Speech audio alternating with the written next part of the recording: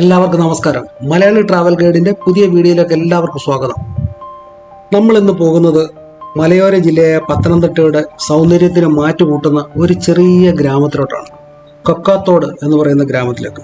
ഈ കൊക്കാത്തോടിന്റെ പ്രത്യേകത എന്ന് പറഞ്ഞാൽ ഈ ഗ്രാമം വനത്താൽ ചുറ്റപ്പെട്ട് സ്ഥിതി ചെയ്യുന്നതാണ്. കോന്നി ടൗണിൽ നിന്നും ഏതാണ്ട് 20 കിലോമീറ്റർ മാത്രം ദൂരമുള്ള ഒരു പ്രദേശം. എന്നാൽ കോന്നി കഴിഞ്ഞ് തൊട്ടടുത്ത പഞ്ചായത്തായ അരുവാപ്പുലം, ഈ അരുവാപ്പുലം പഞ്ചായത്തിലെ 2 വാർഡുകളോളം വനത്താൽ ചുറ്റപ്പെട്ട് കിടക്കുന്നതാണ്. ആ പ്രദേശത്തോട്ടാണ് നമ്മൾ ഇന്ന് പോകുന്നത്. നമ്മുടെ വലത് സൈഡായിട്ട് കാണുന്നത് കോന്നി ഫോറസ്റ്റ് തടിഡിപ്പോയാണ്. പഴയ ഒരു തടിഡിപ്പോയാണിത്. അതുപോലെ തന്നെ ഒരു പ്രത്യേകത എന്ന് പറഞ്ഞാൽ കോന്നി ഫോറസ്റ്റ് ഡിവിഷൻ എന്ന് പറയുന്നത് ഇവിടുത്തെ നമ്മുടെ കേരളത്തിലെ തന്നെ ആദ്യത്തെ റിസർവ് ഫോറസ്റ്റ് ഏരിയയാണ്. ആദ്യമായിട്ട് റിസർവ് ഫോറസ്റ്റായിട്ട് പ്രഖ്യാപിച്ച സ്ഥലമാണ് ഈ കോന്നി എന്ന് പറയുന്നത്. പണ്ട് ഇവിടെ ആനപിടുത്തവും ഒക്കെ ഉണ്ടായിരുന്ന ഒരു പ്രദേശമാണ്. അതുകൊണ്ടാണ് ആനക്കൂടും എല്ലാം കോന്നിയിലുണ്ടായത്. ഇപ്പം നമ്മൾ പോകുന്നത് കല്ലേലി എസ്റ്റേറ്റിൻ്റെ മുമ്പിലൂടെയാണ്. ഇവിടെ റീപ്ലാന്റ് ഒക്കെ ചെയ്തുകൊണ്ടിരിക്കുകയാണ്. അതാണ് മരങ്ങൾ വെട്ടിയിട്ടേക്കുന്നതായിട്ട് നമുക്ക് തോന്നുന്നത്. അല്ലെങ്കിൽ എസ്റ്റേറ്റും വനവും കൂടെ കണ്ടു കഴിഞ്ഞാൽ നമുക്ക് തിരിച്ചറിയാൻ പറ്റാത്തൊരു രീതിയിലാണ് നമ്മൾ പുറത്തുനിന്നുള്ള ആൾക്കാർ വരുമ്പോൾ നമുക്കെല്ലാം വനമായിട്ട് തന്നെ തോന്നും. ഇപ്പം നമ്മൾ വീണ്ടും വനത്തിലോട്ട് പ്രവേശിച്ചിരിക്കുകയാണ്. ഇവിടെ തന്നെ എല്ലാ മൃഗങ്ങളും ഒക്കെ ഉള്ളൊരു പ്രദേശമാണിത്. പക്ഷേ അതുപോലെ ഒരു പ്രത്യേക കാര്യം എന്ന് പറയുന്നത് കൊക്കാത്തോട് ഏരിയയിലോട്ട് പോകുമ്പോൾ നമുക്ക് ഫോറസ്റ്റ് ചെക്ക് പോയിൻ്റ് ഉണ്ട്. അവിടെ പെർമിഷൻ ചോദിച്ചതിന് ശേഷം മാത്രമേ നമ്മളെ ഉള്ളിലോട്ട് നമുക്ക് പോകാൻ സാധിക്കുകയുള്ളൂ. അതുപോലെ പോകുമ്പോഴും തിരിച്ചു വരുമ്പോഴും അവർ വാഹനം ചെക്ക് ചെയ്യാറുമുണ്ട്. ഇപ്പോൾ നമ്മൾ വന്ന് കല്ലേലി പാലത്തിലോട്ട് കയറിയിരിക്കുകയാണ്. ഈ കല്ലേലി പാലം വരുന്നതിന് മുമ്പ് ഈ കൊക്കാത്തോട്ട് ഏരിയയിലോട്ടൊക്കെ പോകുന്ന വളരെ ദുഷ്കരമായൊരു യാത്രയായിരുന്നു. പണ്ട് കാലത്ത് ജീപ്പായിരുന്നു കൂടുതലും ഉണ്ടായിരുന്നത്. ജീപ്പ് യാത്രയായിരുന്നു. അത് ഈ അച്ചൻകോവിൽ ആറ്റിൽ കൂടെ ഇറങ്ങി വേണമായിരുന്നു ജീപ്പ് കയറിപ്പോകാൻ. ചെറിയൊരു ചപ്പാത്ത് പോലെ മാത്രമേ ഉണ്ടായിരുന്നുള്ളൂ. അതുപോലെ മഴക്കാലമായി കഴിഞ്ഞാൽ ഇവിടെ നിന്നുള്ള അങ്ങോട്ടുള്ള യാത്ര ഇല്ലാതാവും. കൊക്കാത്തോട് ഒറ്റപ്പെട്ട ഒരു പ്രദേശമായി മാറുമായിരുന്നു. അതുപോലെ പണ്ട് കാലത്ത് പണ്ട് കാലം എന്ന് പറയുമ്പോൾ ഒരുപാട് പണ്ടല്ല, ഒരു 2000 മുമ്പൊക്കെ ഇവിടെ ആപ്പാടെ 1-2 ബസ് മാത്രമേ സർവീസ് ഉണ്ടായിരുന്നുള്ളൂ. ഇപ്പോൾ ഇഷ്ടംപോലെ ബസ് സർവീസായി.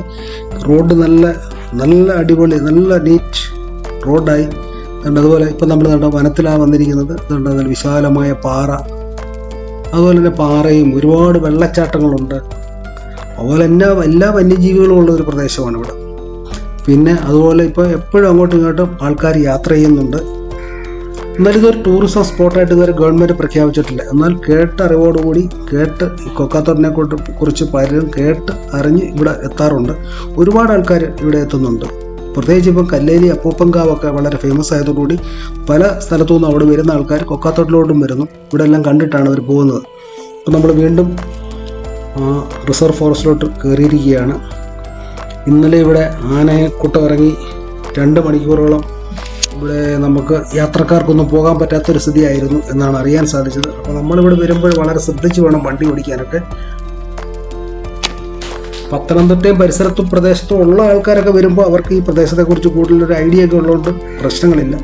പക്ഷെ നമ്മൾ വളരെ ദൂരെ നിന്ന് വരുന്ന ആൾക്കാരൊക്കെ ശ്രദ്ധിച്ച്, വനവുമായിട്ട് പരിചയമില്ലാത്തവർ വളരെ ശ്രദ്ധിച്ച് വേണം ഇവിടെയൊക്കെ യാത്ര ചെയ്യാൻ.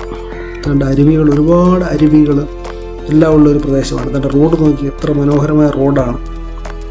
നല്ല ശുദ്ധമായ വെള്ളമാണ്. നല്ല രസമാണ് ഇവിടെ വന്നാൽ. നല്ല മഴ പെയ്യും എന്ന് വിചാരിച്ച് വന്നതാണ്.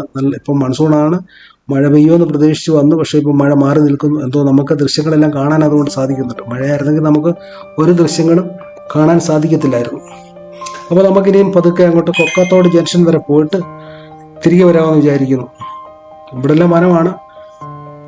ഇത് കഴിഞ്ഞ് കുറേ അങ്ങോട്ട് ചെന്ന് കഴിയുമ്പോഴാണ് കൊക്കാത്തോട് ജംഗ്ഷൻ കഴിഞ്ഞിട്ട് കുറച്ചുകൂടെ അങ്ങോട്ട് ആൾതാമസമുണ്ടെന്നാണ് അറിയാൻ സാധിച്ചത്. അതുകൊണ്ട് മനോഹരമായ ദൃശ്യങ്ങളാണ്, വനത്തിലെ ദൃശ്യങ്ങൾ. കാരണം ഏറ്റവും വലിയൊരു പ്രത്യേകത, കോന്നിയിൽ നമുക്ക് 20 കിലോമീറ്റർ മാത്രമേ ഉള്ളൂ കൊക്കാത്തോട്ടിലോട്ട്. അങ്ങനെ നമ്മൾ കൊക്കാത്തോടിൻ്റെ പ്രധാന ഭാഗത്ത് എത്തിക്കഴിഞ്ഞിരിക്കുകയാണ്. ഇനി നമുക്ക് ജസ്റ്റ് ആ ടൗൺ വരെ ഒന്ന് പോയിട്ട്, ടൗൺ എന്ന് പറയാൻ പറ്റില്ല, ചെറിയ ഗ്രാമത്തിൻ്റെ ഒരു കുറച്ച് കടകളൊക്കെ ഉള്ള ഒരു ജംഗ്ഷൻ, ആ ജംഗ്ഷനിൽ പോയിട്ട് നമുക്ക് തിരിച്ചു വരാം. അതുകൊണ്ട് ആ ബസ് കിടക്കുന്നതാണ്. ബസ് ഇവിടെ വരെ മാത്രമേ ഉള്ളൂ. പ്രൈവറ്റ് ബസ്സൊക്കെ ഏതോ ഒരു ട്രാൻസ്പോർട്ട് ബസ് മാത്രം. ഇത് കഴിഞ്ഞ് 2 കിലോമീറ്ററുടെ പോകുന്നുണ്ട് എന്നാണ് അറിയാൻ സാധിച്ചത്. അവിടെ വരെയാണ് ഇത്. ഈ ജംഗ്ഷൻ കഴിഞ്ഞിട്ട് 2 കിലോമീറ്ററോളം ഈ റോഡ് ഇടവും വലവും തന്നെ നമുക്ക് കാണാൻ പറ്റും. അവിടോട്ട് 2 കിലോമീറ്ററോളം അങ്ങോട്ട് ആൾതാമസം വീണ്ടും ഉണ്ട്. അത് കഴിഞ്ഞ് പിന്നെ വീണ്ടും ഫോറസ്റ്റാണ്. അങ്ങനെ കൊക്കാത്തോട് ജംഗ്ഷൻ നമ്മൾ കണ്ടു.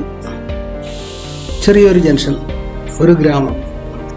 അപ്പോൾ അത് കഴിഞ്ഞിട്ട് ഇപ്പോൾ ഇവിടുത്തെ ഹൈസ്കൂൾ, ജംഗ്ഷനോട് അടുത്ത് തന്നെയാണ് ഇവിടുത്തെ ഹൈസ്കൂൾ, ഗവൺമെൻറ് ഹൈസ്കൂൾ കൊക്കാത്തോട്. അധികം ഡിവിഷനൊന്നുമില്ല, കുറച്ച് കുട്ടികൾ മാത്രമുള്ളൊരു സ്കൂളാണ്. അത് കഴിഞ്ഞ് വീണ്ടും നമ്മൾ മുൻപോട്ട് വരുമ്പോൾ വീണ്ടും ഒരുപാട് നീർച്ചാലുകളും എല്ലാം ഉണ്ട്. ഈ റോഡിന് സമാന്തരമായിട്ട് പാരലായിട്ട് തന്നെയാണ് കൊക്കാത്തോട് ഒഴുകുന്നത്. നല്ലൊരു തോടാണ്, നല്ല തെളിഞ്ഞ വെള്ളമുള്ള തോട്. കുറേ ദൂരമുണ്ട്. അപ്പോൾ നമുക്ക് അതിനകത്തോട്ടൊന്ന് ഇറങ്ങി നോക്കാം. ഇതാണ് നല്ല തെളിഞ്ഞ വെള്ളമാണ്. ഇല്ല, നമുക്ക് കോരി കുടിക്കാൻ തോന്നുന്ന ഒരു അഴുക്കോ ഒന്നും തന്നെ നമുക്ക് കാണാനില്ല. ഒരു പൊടി പോലും നമുക്ക് കാണാൻ പറ്റില്ല. ശുദ്ധമായ വെള്ളമാണെന്ന് നമുക്കറിയാൻ പറ്റും. ഈ മലയിടുക്കിൽ നിന്നൊക്കെ ഉത്ഭവിച്ച് ചെറിയ ചെറിയ അരുവികൾ വന്നിട്ട് ഇതിനകത്ത് ചേരുന്നതാണ്. ഇനി ഇത് ഒഴുകി ഈ റോഡിൻ്റെ പാരലായിട്ട് പോയിട്ട് അച്ചൻകോവിലാറിൽ ചെന്ന് ചേരുകയാണ് ചെയ്യുന്നത്. നല്ല രസമാണ് കാണാൻ. ഈ വെള്ളം കുളിക്കാൻ തോന്നും, പക്ഷേ നല്ല തണുപ്പാണ് ഇറങ്ങിയപ്പോൾ.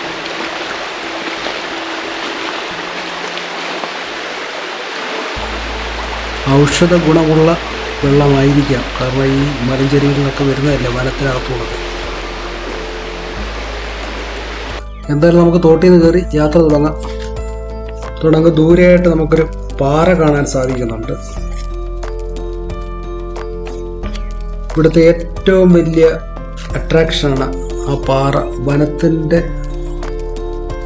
ഉള്ളിലായിട്ട് നമുക്ക് ആ പാറ കൊണ്ട് ദൃശ്യമാകുന്നുണ്ട്. ആ പാറയുടെ പേര് കാട്ടാത്തിപ്പാറ എന്നാണ്. ആ പാറയുടെ സൈഡിലെല്ലാം തേനീച്ച കൂടുകളുണ്ട്. ഇഷ്ടം പോലെ തേൻ കിട്ടുന്ന ഒരു സ്ഥലമാണ് അവിടെ. പക്ഷെ നമുക്കവിടെ പോകാൻ സ്പെഷ്യൽ പെർമിഷൻ എടുത്തെങ്കിൽ മാത്രമേ പോകാൻ പറ്റത്തുള്ളൂ. ഇവിടുത്തെ ഗോത്ര വിഭാഗങ്ങൾക്ക് മാത്രമേ അവിടെ പോയിട്ട് തേൻ ശേഖരിക്കാൻ സാധിക്കത്തുള്ളൂ. നമുക്ക് ഫോറസ്റ്റിൻ്റെ പെർമിഷനും വേണം. അവരാരെങ്കിലും നമ്മുടെ കൂടെ ഉണ്ടെങ്കിൽ മാത്രമേ നമുക്ക് പോകാൻ സാധിക്കത്തുള്ളൂ. നമുക്ക് അല്ലാതെ പരിചയമില്ലാത്ത നമ്മളവിടെ പോയി കഴിഞ്ഞാൽ വളരെ പ്രശ്നങ്ങളാണ്.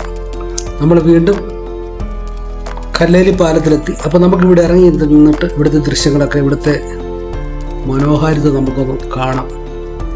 അതുകൊണ്ട് അച്ചൻകോവിലാർ ഇങ്ങനെ ഒഴുകുകയാണ്. നമുക്കങ്ങോട്ട് 2 സൈഡും നമുക്ക് കുറേ ദൂരം നമുക്ക് കാണാൻ സാധിക്കുന്നു. ഇപ്പം പക്ഷേ വെള്ളക്കുറവാണ്, മൺസൂണായിട്ടും വെള്ളക്കുറവാണ്. എന്താണെന്ന് മനസ്സിലാകുന്നില്ല.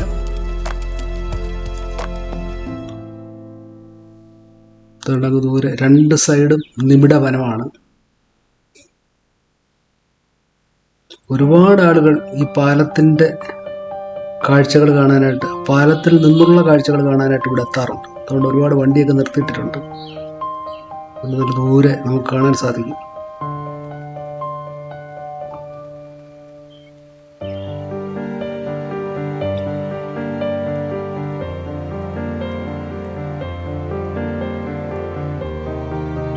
അങ്ങനെ വീണ്ടും നമ്മൾ യാത്ര തുടരുകയാണ്. സമയം ഏതാണ്ട് 12 മണി കഴിഞ്ഞ്. നമുക്ക് ഉച്ചയ്ക്ക് 1 മണിയോടുകൂടി നമുക്ക് ഗോതിയിലെത്തണം, അല്ലെങ്കിൽ നമ്മൾ പട്ടിണിയായപ്പോൾ ഇവിടെ ഹോട്ടലുകളൊന്നും ഇല്ല. അപ്പോൾ പതുക്കെ നമുക്ക് യാത്ര മുമ്പോട്ട് പോവുകയാണ്. വീണ്ടും ഇവിടെ വന്ന് കാണണം എന്നുള്ള ഒരു ആഗ്രഹം ബാക്കി വെച്ചുകൊണ്ടാണ് പോകുന്നത്. കാരണം നല്ല രസമുള്ള സ്ഥലമാണ്. അതുകൊണ്ട് വീണ്ടും നമ്മൾ കല്ലേരി പ്ലാന്റേഷൻ, അതുകൊണ്ട് അവിടെ കൈതക്കൃഷി ചെയ്യുന്ന ഒരു സ്ഥലമാണ്. ഇപ്പം റീപ്ലാന്റേഷന് മുന്നോടിയായിട്ട് അത് ചെയ്തുകൊണ്ടിരിക്കുകയാണ്. നല്ല രസമുണ്ട് കാണാൻ. അപ്പോൾ അതും കണ്ട് നമ്മളിങ്ങനെ ഇനി അങ്ങോട്ട് മുമ്പോട്ട് പോവുകയാണ്.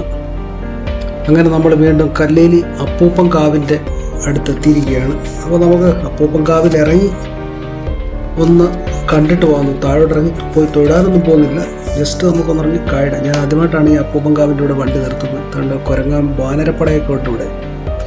എന്തായാലും നമ്മൾ അവരവരുടെ കാര്യങ്ങൾ ചെയ്യട്ടെ, നമ്മൾ നമ്മുടെ കാര്യത്തിന് പോകാം. അതുകൊണ്ട് നമ്മൾ കല്ലേലി അപ്പൂപ്പൻ കാവിലോട്ട് നമ്മൾ പ്രവേശിക്കാം. ജസ്റ്റ് വെളിയിൽ നമുക്ക് കാഴ്ചകളൊക്കെ ഒന്ന് കാണാം. അതുകൊണ്ട് 18 മലകൾക്ക് അധിപനാണ് ശ്രീ കല്ലേലി ഊരാളി അപ്പൂപ്പൻ എന്നാണ് വിശ്വസിക്കുന്നത്. അപ്പോൾ നമുക്ക് ഇവിടെ നിന്ന് ജസ്റ്റ് ഒന്ന് കാണാം. അതുപോലെ തന്നെ ഇവിടുത്തെ ഒരു പ്രത്യേകത നിത്യവും എല്ലാ ദിവസവും പൊങ്കാല വഴിപാടുള്ള ഒരു ക്ഷേത്രമാണ്.